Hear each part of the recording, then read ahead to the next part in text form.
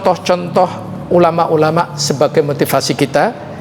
Al-Aswad bin Yazid itu bisa mengkhatamkan Al-Quran 15 kali, Masya Allah. Kemudian saya sebutkan satu lagi, Al-Imam Asy-Syafi'i bisa mengkhatamkan Al-Quran 60 kali, Masya Allah. Berarti sehari 2 kali khatam. Dan dengan catatan beliau membacanya sambil dalam keadaan sholat, Masya Allah. Dalam keadaan sholat pula. Kalau kita imamnya membaca surat yang agak panjang aja gimana?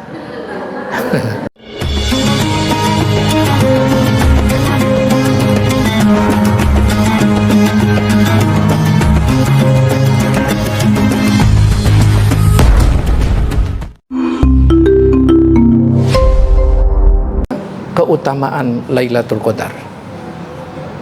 Lailatul Qadar waktu diturunkannya Al-Quran. Ibnu Abbas dan yang lainnya mengatakan Allah menurunkan Al-Quran secara utuh sekaligus dari Lauful Mahfud ke Baitul Izzah yang ada di langit dunia. Kemudian Allah menurunkan Al-Quran kepada Rasulullah SAW tersebut secara terpisah sesuai dengan kejadiannya yang terjadi selama 23 tahun. Tafsir Al-Quranul Azim. Jadi di keutamaan Al-Qadar, Al-Quran itu dari Lauful Mahfud turun ke Baitul Izzah. Baitul Izzah itu langit dunia itu sekaligus. Kemudian dari Baitul Izzah, langit dunia, kepada Rasulullah yang pertama kali turun adalah di malam Al-Qadar, surat yang pertama kali. Dan terus berjalannya waktu sampai kurun 23 tahun. Itu sesuai dengan kejadian. Maka ada istilah asbabun nuzul, sebab turunnya ayat atau surat. Wallahu a'lam. Kemudian yang kedua, keutamaan Lailatul Qadar adalah lebih baik dari 1000 bulan. Umur umat manusia di zaman dahulu sangat banyak, seperti umatnya Nabi Nuh. Nabi Nuh dakwah kepada umatnya berapa tahun? Berapa? Suaranya yang jelas, nggak kedengaran. 1000 kurang 50 tahun. Jawabnya sahih. Di mana itu adanya? Ayo. Adanya surat 29 ayat 14. Iya. Jadi umat Nabi Nuh itu dakwahnya 1000 tahun kurang 50.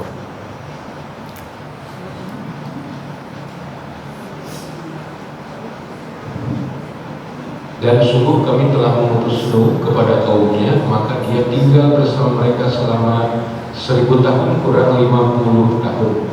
Kemudian mereka dilanda banjir besar, sedangkan mereka adalah orang-orang yang zalim. Iya. Perhatikan ayat ini. Perhatikan hal ini yang sangat penting. Ya, yang sangat penting. Apa? Umur umatnya Nabi Nuh dakwahnya aja berapa tadi? Iya, 950 tahun. 1000 kurang 50.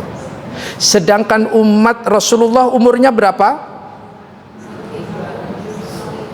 Iya, umat Rasulullah umurnya berapa? Iya, antara 60 sampai 70. Coba bandingkan berapa itu. Namun kenapa umat Rasulullah nanti masuk surga pertama? Ternyata salah satu keutamaannya karena adanya Lailatul Qadar. Satu malam nilainya lebih dari 83 tahun. Jadi dengan demikian, kalau kita telusuri, kalau kita perhatikan, hakikat umur manusia yang sesungguhnya adalah apa yang ia lalui untuk beribadah kepada Allah. Bukankah sekedar umur yang panjang semata? Sungguh terkadang seorang umurnya pendek, akan tetapi di hadapan Allah jadi umur tersebut berkah, manfaat bagi dirinya sendiri dan orang lain. Salah satu keberkahan mendapatkan Lailatul Qadar itu yang sangat penting untuk kita ketahui. Kemudian keutamaan Lailatul Qadar berikutnya, yang ketiga, yang tidak kalah pentingnya adalah sangat perlu untuk kita ketahui, malam yang penuh berkah. Yang keempat, malaikat dan juga ar-ruh, yakni malaikat Jibril turun pada malam tersebut, sehingga malam itu penuh sesak luar biasa. Yang kelima, Lailatul Qadar disifati dengan salam. Salamun hiya hatta matla'il fajr, maknanya malam tersebut penuh keselamatan, di mana syaitan tidak dapat berbuat apa-apa di malam tersebut, baik berupa berbuat jelek atau mengganggu yang lain. Sehingga kalau syaitan tidak bisa mengganggu, maka manusia akan sangat taat kepada Allah. Juga dapat berarti malam tersebut banyak yang selamat dari hukuman dan siksa karena mereka melakukan ketaatan pada Allah pada malam tersebut. Sungguh hal itu menunjukkan keutamaan luar biasa Lailatul Qadar, luar biasa. Berikutnya, Lailatul Qadar adalah malam dicatatnya takdir tahunan. Ini nanti bisa dilihat. Yang ketujuh adalah dosa setiap orang yang menghidupkan malam Lailatul Qadar akan diampuni oleh Allah Subhanahu wa ta'ala. Itu. Kemudian amalan apa yang bisa dilakukan pada malam Lailatul Qadar? Ya, amalan apa saja yang bisa dilakukan pada malam Lailatul Qadar? Ini kesungguhan itu.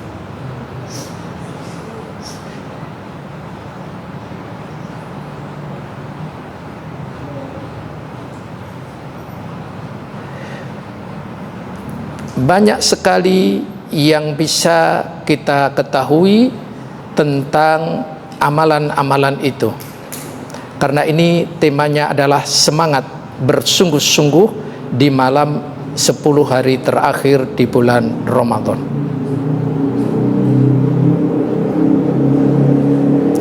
Baik, yang pertama adalah amalan apa? Semangat ibadah pada 10 hari terakhir Ramadan. Sebagaimana yang disebutkan dalam hadis ini, Rasul lebih semangat di situ. Kemudian yang kedua, menghadiri sholat subuh dan sholat isya berjamaah pun ternyata sudah bisa dikatakan menghidupkan Lailatul Qadar. Maka jamaah, kalau sudah tahu ilmunya sekarang, subuh dan isya sholat di masjid itu ketika 10 hari terakhir. Sekarang sudah kelewat. Tidak ada yang salah ketika itu memang sudah disepakati libur, karena jamaah mungkin ada yang pulang kampung. Ada yang pulang kampung nggak kemarin? Ada ya? Ada yang membuat kue. Ada yang buat kue? Nggak usah dilihat dah. Lihat Al-Imam Asy-Syafi'i dalam kitabnya Al-Um, dari sekelompok ulama Madinah menukilkan bahwa Ibnu Abbas radhiyallahu anhu menyebutkan, menghidupkan malam Lailatul Qadar itu bisa dengan melaksanakan sholat isya berjamaah dan bertekad untuk melakukan sholat subuh secara berjamaah. Itu. Iya. Iya. Untuk perempuan bagaimana sebaiknya? Perempuan sebaiknya di rumah, tetapi boleh, kata Rasulullah, menghadiri sholat itu. Jangan dilarang, ya. Iktikaf juga Rasulullah istrinya iktikaf, dan sekarang juga sudah banyak ya masjid-masjid yang membuka iktikaf kaum hawa juga, ya. Nggak masalah selama bersama suami atau ada mahramnya, kalau tidak ada keamanan yang bisa dian. Jangan iktikaf sendirian, nanti akan timbul fitnah. Sendirian iktikaf lagi, nggak boleh ya. Kemudian melakukan sholat malam pada malam Lailatul Qadar, di antaranya ini tadi. Berikutnya lagi mengamalkan doa pada malam Lailatul Qadar. Doanya apa? Saya akan sampaikan. Inilah cara membaca doa pada malam Lailatul Qadar.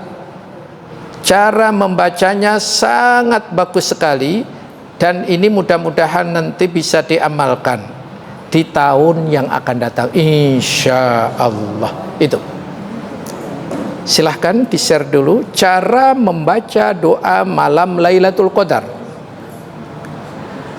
Lafaz doanya, Allahumma innaka afuwun tuhibbul afwa fa'fu anni.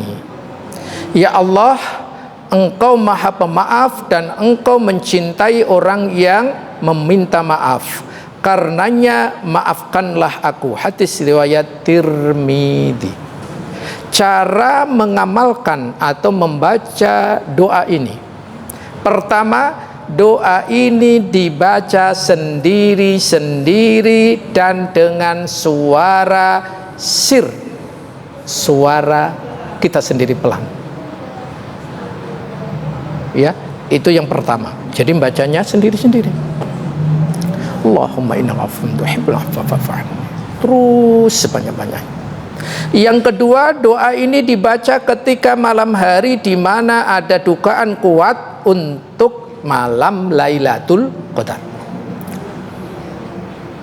Jadi yang kedua dibaca malam hari apabila diduga malam itu adalah malam Lailatul Qadar. Cara yang ketiga, tidak ada jumlah tertentu berapa kali kita membaca doa ini.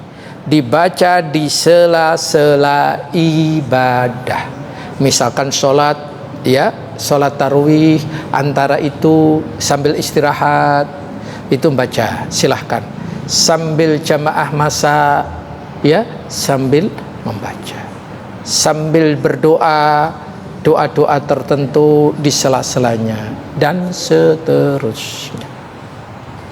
Kemudian yang keempat, bisa juga doa ini dibaca pada setiap malam-malam sunnah ketika ia iktikaf di 10 hari terakhir. Inilah cara membaca doa khusus pada malam Lailatul Qadar, doa khusus yang Rasul sampaikan kepada Rasulullah, kepada istrinya, namun sejatinya kepada umatnya. Lantas bagaimana wanita ketika sedang dalam keadaan haid? Itu ketika qadarullahnya malam itu Lailatul Qadar, dan ia sedang dalam keadaan datang bulan atau haid. Apa yang ia bisa lakukan? Yang pertama, membaca Al-Quran tanpa menyentuh mushaf. Sekarang kan banyak sekali Al-Quran yang ada di HP, ya kan? Kita bisa manfaatkan dengan teknologi ini, membaca Al-Quran di HP. HP itu Al-Quran bukan? Bukan. Namanya HP, meskipun di situ ada ya Al-Quran. Yang kedua, berzikir dengan memperbanyak bacaan tasbih, subhanallah, tahlil, la ilaha illallah, tahmid, alhamdulillah, dan zikir-zikir yang lainnya. Yang ketiga, memperbanyak istighfar. Yang keempat, memperbanyak doa yang tadi. Masya Allah. Jadi tidak ada halangan bagi wanita yang sedang dalam keadaan haid. Kemudian yang ketiga, siapa saja yang hendak bersungguh-sungguh dalam beribadah harus membentengi diri dari hal-hal yang bisa menurunkan semangat, juga terdapat sesuatu yang dapat melemahkan atau memalingkan jiwanya dari ibadah tersebut. Sungguh sebaik-baik sholat hamba setelah sholat fardu adalah sholat malam, khususnya dikerjakan pada akhir Ramadan. Maka para ulama ketika di akhir bulan Ramadan ia lebih bersungguh-sungguh. Misalkan ya, dia qiyamul lail meskipun tadi sudah sholat tarwih. Qiyamul lail kan bisa sholat tasbih, sholat taubat, sholat-sholat yang lainnya masih sangat banyak sekali. Itu dikerjakan sebanyak-banyaknya. Bersungguh-sungguh. Karena apa? Untuk memaintain, untuk memanage agar tetap sungguh-sungguh itu. Ini tidak pekerjaan ringan, tapi pekerjaan yang cukup berat. Itu. Maka dengan niat mohon kepada Allah agar ia bisa mendapatkan anugerah dari Allah, istiqomah dalam ketaatan. Ini anugerah yang sangat besar di hadapan Allah tabaraka wa ta'ala. Misalkan ini hanya menjadikan motivasi aja, di akhir-akhir Ramadan itu memperbanyak di samping qiyamul lail mengkhatamkan Al-Quran. Itu kejar. Kemarin berapa khatamnya? 2 ya, alhamdulillah, masya Allah, luar biasa. Ada yang 2, tapi ada yang Al-Baqarah aja. Nah, tapi nggak ada di sini ya. Insya Allah di sini lebih semuanya. Saya akan berikan contoh. Salah satu di antara contoh-contoh ulama-ulama sebagai motivasi kita, Al-Aswad bin Yazid itu bisa mengkhatamkan Al-Quran 15 kali, masya Allah. Kemudian saya sebutkan satu lagi, Al-Imam Asy-Syafi'i bisa mengkhatamkan Al-Quran 60 kali. Masya Allah. Berarti sehari 2 kali khatam. Dan dengan catatan beliau membacanya sambil dalam keadaan sholat. Masya Allah. Itu dalam keadaan sholat pula. Kalau kita imamnya membaca surat yang agak panjang aja gimana? Iya benar. Enggak usah disampaikan, saya sudah tahu apa jawabannya. Itulah kita. Iya. Maka dengan adanya ini kita termotivasi. Minimal ada target, saya khatam Al-Quran, minimal punya target gitu. Wallahualam. Kemudian kandungan hadis yang keempat, orang yang bijak adalah orang yang mampu melingkupi keluarganya dengan kebaikan. Saya akan berikan satu contoh. Inilah orang yang cerdas.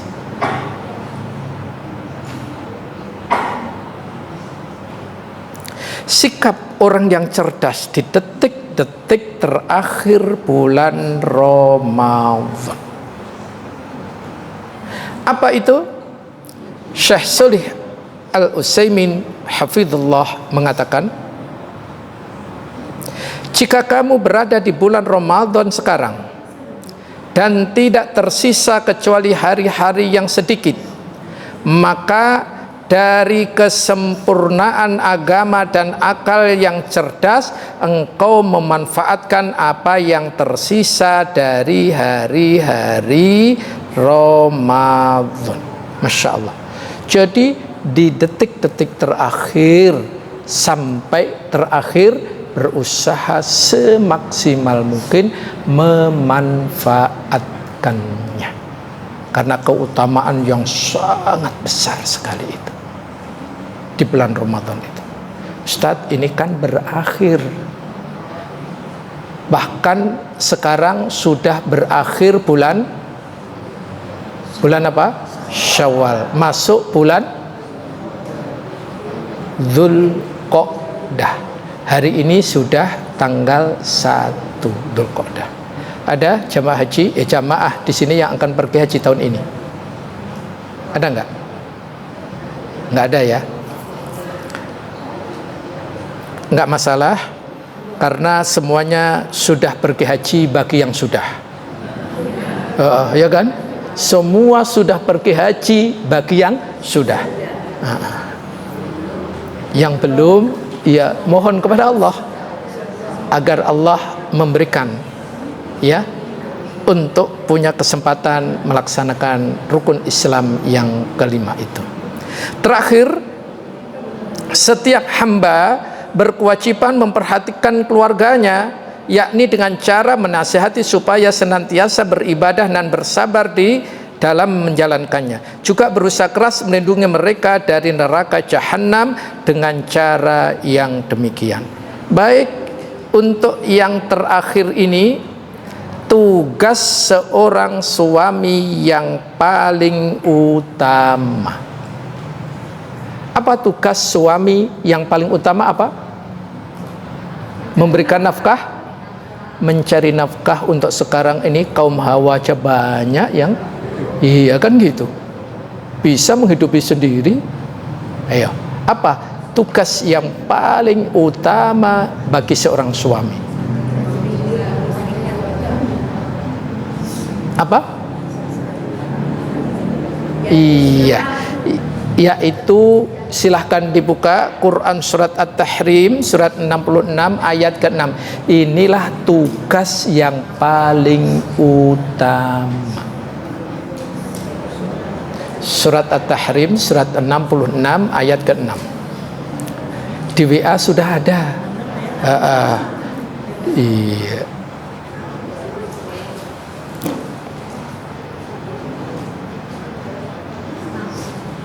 Wahai orang-orang yang beriman, peliharalah dirimu dan keluargamu dari api neraka yang bahan bakarnya adalah manusia dan batu.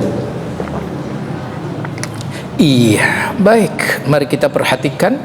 Inilah tanggung jawab atau kewajiban seorang laki-laki yang paling utama. Qu anfusakum wa ahlikum nar. Jagalah dirimu dan keluargamu dari api neraka. Ini yang paling berat tanggung jawabnya dari seorang laki-laki. Alhamdulillah di sini yang laki-laki cukup 2, sehingga saya tidak berat, tidak mungkin protes, ya kan gitu. Coba kalau jamaahnya yang banyak laki-laki, protes nanti. Kalau mau protes silahkan protes kepada Allah. Ini firman Allah masalahnya. Lantas bagaimana cara merealisasikan agar ia bisa menjaga diri dan keluarga dari api neraka? Maka bimbinglah, binalah keluargamu agar ia menjadi orang yang bertakwa. Salah satu bentuk solusi agar menjadi orang yang bertakwa adalah berpuasa. Lihat, puasa tujuannya untuk apa? La'allakum tattaqun. Jadi bimbinglah anak-anak, istri, dan siapa saja yang kita tanggung jawabkan untuk melaksanakan puasa agar ia menjadi orang yang bertakwa. Apa ketika orang ini bisa menjadi takwa? Silahkan bisa dilihat Quran surat ketiga atau Ali Imran ayat 102. Surat 3 atau Ali Imran ayat 102.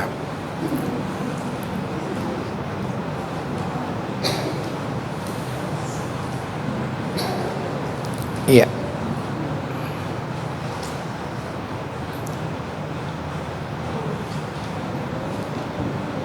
Wahai orang-orang yang beriman, bertakwalah kepada Allah dengan sebenar-benar takwa kepadanya, dan janganlah kamu mati kecuali dalam keadaan muslim. Iya, inilah hal yang harus dilakukan. Merealisasikan, menjaga diri dan keluarga dari api neraka. 2 poin ini. Ya ayyuhalladzina amanu taqullaha haqqa tuqatih. Yang pertama, membina keluarganya menjadi orang yang bertakwa yang sebenar-benarnya. Apa takwa yang sebenar-benarnya? Haqqa tuqatih. Perhatikan penjelasan sahabat mulia Ibnu Mas'ud radhiyallahu an. Apa itu makna haqqa tuqatih? Yaitu ayyu ta'a fala yu'sa. Allah itu ditaati, tidak dimaksiati. Wa ayyudhkaru fala yunsa. Allah itu diingat, tidak dilupakan. Wa ayyushkaru fala yukfar. Nikmat Allah itu disyukuri, tidak dikufuri. Itu yang pertama, haqqa tuqatih. Kemudian yang kedua, wala tamutunna illa wa antum muslimun. Menjaga keluarganya, mewasiatkan kepada keluarganya, jangan sekali-kali engkau mati kecuali dalam keadaan muslim. Itu kewajiban menjaga diri dan keluarga dari api neraka. Maknanya wallahu. Ketika seseorang itu bisa menjadi seorang yang bertakwa karena puasa tadi, apa? Maka berdasarkan surat At-Tolak ayat 2-5 ada 5 keutamaan orang yang bertakwa. Ini janji Allah bagi orang yang bertakwa, yaitu wa may yattaqillaha. Yang pertama, yaj'al lahu makhraja. Ayat keduanya, siapa yang bertakwa kepada Allah, Allah akan memberikan solusi dari masalah-masalah yang ia sedang hadapi. Yang kedua, wa yarzuqhu min haitsu la yahtasib. Allah akan memberikan rezeki dari arah yang tak terduga-duga. Yang ketiga, wa may yattaqillaha yaj'al lahu min amrihi yusra. Allah akan memberikan problem, masalah itu, urusan itu menjadi mudah sekali. Kan ada kan orang itu masalahnya sebetulnya sedikit, tapi sulit sekali keluar dari masalah itu. Ada orang yang masalahnya jatuhnya besar, tapi karena ia bertakwa kepada Allah dengan sesungguhnya, Allah memberikan jalan keluar dengan mudah. Yang keempat, yukaffir anhu sayyi'atih. Allah akan mengampuni dosa dan kesalahan-kesalahan. Yang terakhir, wa yu'dzim lahu ajra. Dan Allah tabaraka wa ta'ala bukan hanya mengampuni, tapi akan membalasnya dengan pahala yang sangat besar.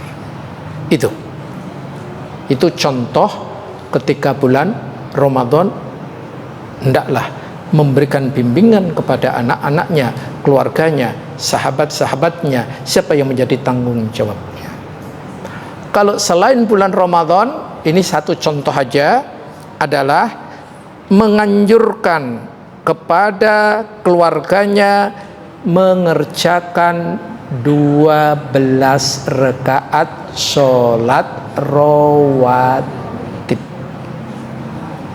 Maka bukan hanya yang neraka, selamat dari neraka, tapi Allah akan mengharamkan neraka baginya, dan Allah akan membangunkan padanya surga. Masya Allah. Apa itu? Barang siapa merutinkan salat sunnah 4 rakaat sebelum zuhur, 4 rakaat sesudah zuhur, maka ia diharamkan baginya neraka.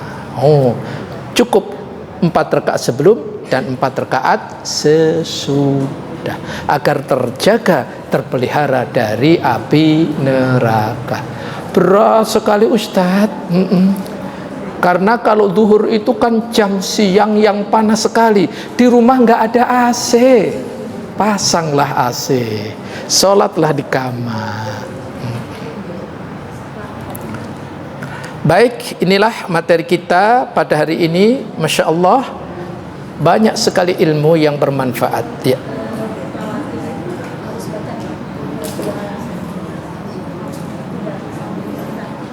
Kalau rawatib gimana? Iftitah. Ya. Kalau rawatib apakah membaca iftitah? Iya, di awalnya. Misalkan 4 rakaat tadi ya di awal yang pertama. Kedua nggak usah, boleh karena itu sunnah. Tapi kalau dibaca juga tidak mengapa. Wallahu a'lam. Ya. Baik. Ini materi kita pada hari ini, semoga ada hikmah dan manfaatnya, dan kita akhiri subhanakallahumma wa bihamdika asyhadu an la ilaha illa anta astaghfiruka wa atubu ilaik. Wassallallahu ala nabiyyina Muhammad wa ala alihi wa sahbihi wasallam wa akhiru da'wana anil hamdulillahi rabbil alamin. Wassalamu alaikum warahmatullahi wabarakatuh.